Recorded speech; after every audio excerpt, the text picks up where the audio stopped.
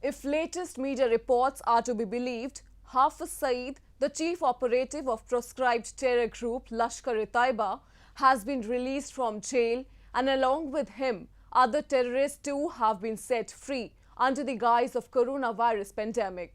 Islamabad has been misusing COVID-19 as a tool to forward its nefarious terror objectives.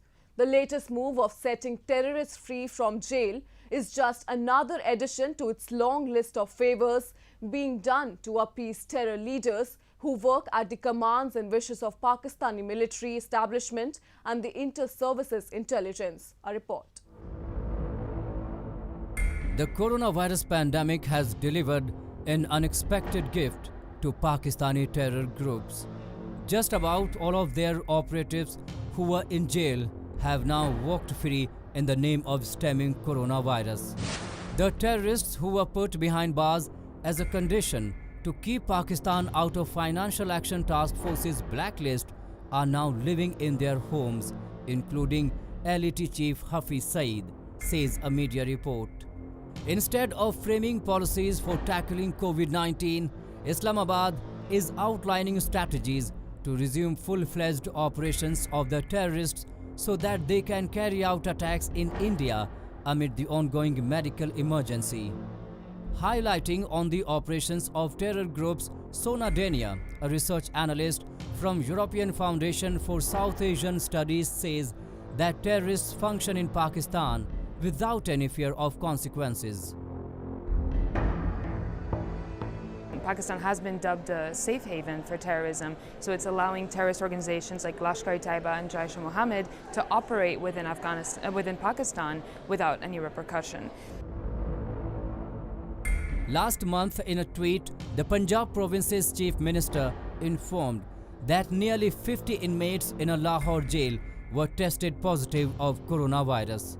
Such situations gave Pakistan an alibi to set terrorists free at a time when the international focus is on the deadly pathogen.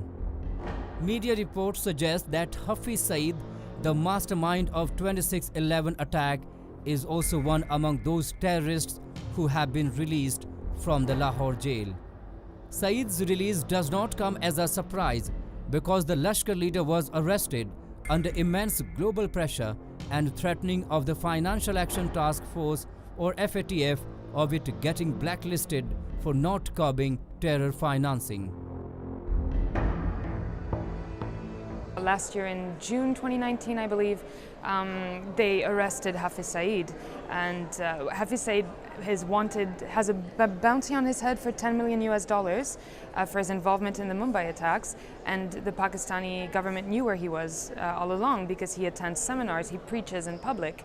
But when they arrested him, it was because they were under scrutiny of the FATF. They were about to be blacklisted, so they did a big political move.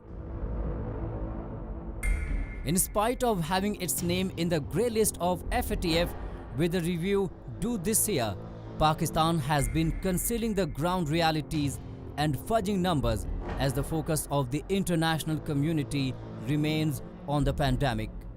The recent spurt in terrorism-related incidents in Jammu and Kashmir is a proof that Pakistan not only hasn't focused on the pandemic in its own land, but has also been using the crisis to funnel terrorism into India by providing monetary and military support to the terrorists.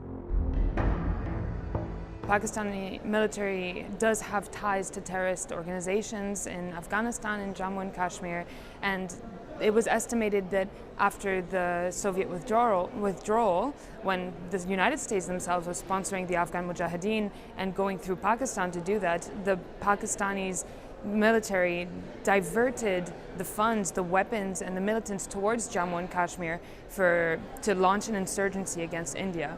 And it's not just using funds or giving weapons, it's also accommodating them. The research analyst from EFSAS believes that various sources of financial support to the terrorist groups is one of the main reasons behind the broad proliferation of terrorists within Pakistan. terrorist groups would not be able to operate if they didn't have the funds for it. So right now we see 4 different primary ways with which terrorist groups can acquire funds. So the first is state sponsorship. There's also illegal activities, legitimate activities, and popular support. So of course the terrorism state sponsorship is, in the case of South Asia, is often seen with Pakistan. When you also have illegal activities, as is seen in Afghanistan with the Taliban, they use opium production. Then you have popular support, which is often seen in Pakistan, where commoners support the cause of a terrorist organization. And one of the best examples for this is Lashkar-e-Taiba, who has different branches that they operate. So their, so to speak, charity branch, Jamaat ad-Dawa, let's say they can, all over Pakistan by their offices, they can put little collection boxes where people can donate whatever they can. And this is also a way for them to raise funds, and it makes it very difficult to trace back who are the people donating, because it's anonymous and it's just common people. And this is also very dangerous because it raises a sense of legitimacy for terrorist organizations. And the last major source of terrorism financing is legal activities, which terrorist organizations can use, and they can disguise them in a way that they can still operate. One of the best examples is Al-Qaeda and their honey businesses in Yemen and the Middle East. Pakistan has been consistently supporting terrorists whose single motive is to disrupt peace in India. After the international community mounted pressure on Pakistan, it admitted to having hundreds of terrorists operating from its soil, but has barely taken action against them.